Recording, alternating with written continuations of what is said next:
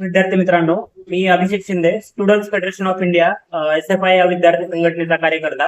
आपल्या सगळ्यांना माहिती आहे की जगात साम्राज्यवादी अमेरिका आणि इस्रायलने इराणवरती जे काही युद्ध लागलंय त्याचा थेट परिणाम आपल्याला विद्यार्थ्यांच्या काठावर होताना दिसतोय. आज आपण सावित्रीबाई फुले पुणे विद्यापीठाच्या कडे आहोत.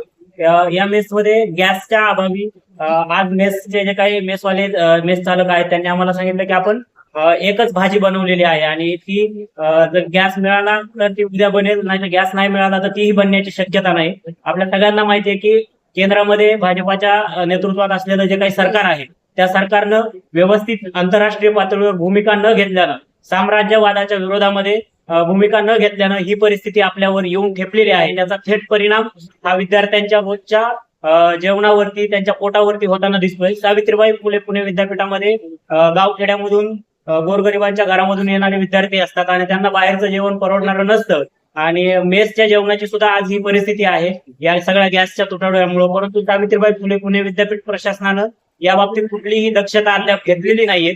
त्याचबरोबर जे काही बेसिक फूड सिक्युरिटीचा प्रश्न असतो त्याच्यावर देखील कुठल्याही प्रकारचा स्टँड विद्यापीठानं भारताच्या म्हणजे महाराष्ट्र आणि भारत सरकारनं घेतलेला आपल्याला दिसत नाहीये. तर याचा स्टुडंट्स फेडरेशन ऑफ इंडिया जाहीर निषेध करते आणि साम्राज्यवादाच्या विरोधामध्ये भारतातल्या नागरिकांनी एकत्र येऊन लढावं अशा प्रकारचं आव्हान SFI आपल्याला करत आहे.